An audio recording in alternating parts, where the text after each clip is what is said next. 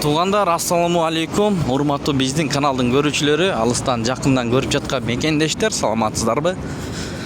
24 август 2024 жыл. Курстарды көптөн бери тартып элекпиз кече. Мынакей бүгүн тартып көргөзүп берип атабыз.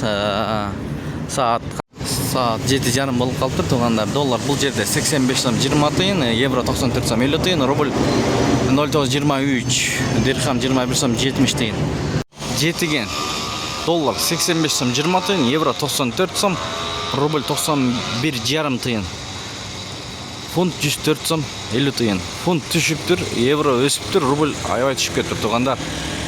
Азия трейдти көрүп алыңыздар. Бул жерде деле ушундай көрүнүш. Доллар 85 сом 20 тыйын, рубль 91,5 тыйын, сатуу 93 тыйын.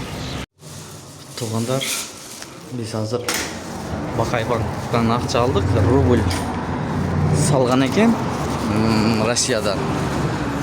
Рубль банкта өйдөрөөк болуп турат, обменкага караганда, туугандар. Мынакей 0,925 92,5 тыйындан алып 94,5 тыйындан сатат. Доллар 85 сом 20 тыйын.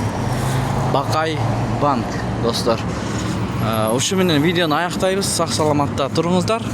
Сиздер менен канал автору Данияр болду. Ой пикирлерди калтырыңыздар. Обменкада ылдыйраак рубль боюнча. Күнгө ишенбей, балким ошондуктан комментарий жазып кетиңиздер.